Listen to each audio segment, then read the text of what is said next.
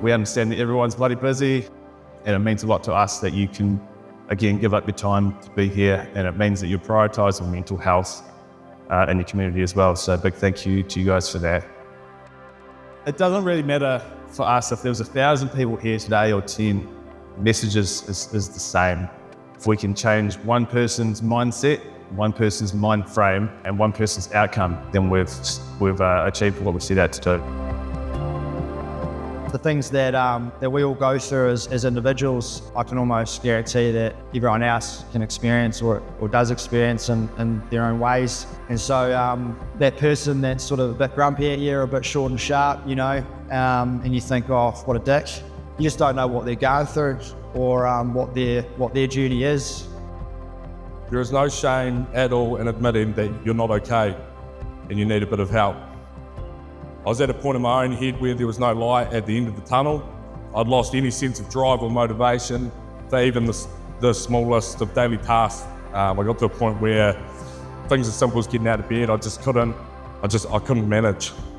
I couldn't see a point anymore. And in my own thinking, the best solution for myself and those close to me was to not be here anymore. 2.5 years on now, things couldn't be more different. It sort of just goes to show that, you know, where I was at with my train of thought that nothing could get better was so far from the truth. Resilience is just a toolbox to get through the shit, people. And that toolbox for me is having a shower in the morning, having a cup of coffee afterwards, reading before I go to sleep, playing the guitar like I'm killing a cat. But I do these things every single day.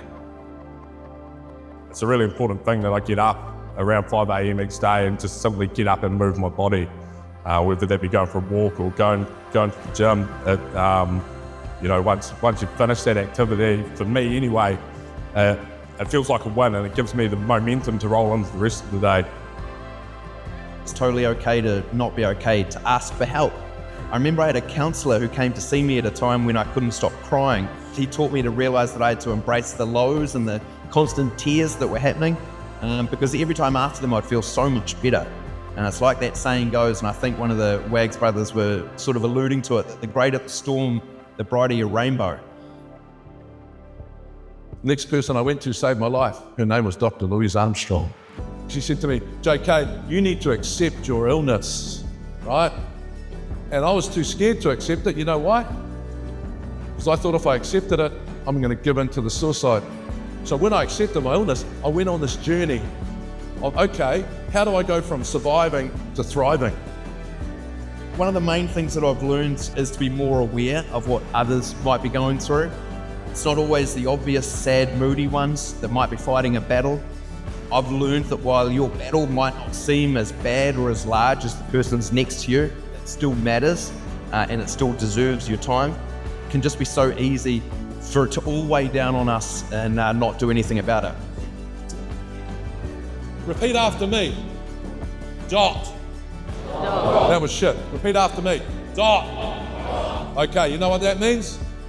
Do one thing, right? I want you to go home today and I want you to think about those 6 pillars. How do I chill out? What am I doing for my brain? What am I moving? How am I connecting? How am I showing gratitude? Right? And I want you to do one thing for yourself, for your mental health. And once you've done dot, I want you to do that. You know what that is? Do another thing. But don't do that before you've done dot. Okay? It took me 7 years to build my mental health plan on a daily basis. I don't want you guys and girls to take 7 years. Do one thing and then do another thing. And if you build that up, you know what? You're preventing getting pushed off the cliff like some of us have spoken about today. So build your daily mental health plan. And I know you want to do this because that's why you're sitting in this room, because you care. Our message is not about us, it's about you. We want to change the stats, and the only people that are going to change the stats are you in this room. Resilience to us here at Waghorn isn't just a word, it's survival.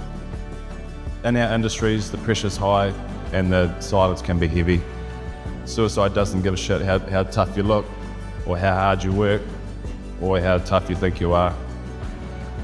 It can knock anyone. It's be able to pick up the phone and speak up when the load's too heavy. And more importantly, to listen when someone else is carrying more than what they can handle. You matter. That's why this breakfast matters. That's why we're here. And that's why resilience has to be more than just a word. It has to be who we are.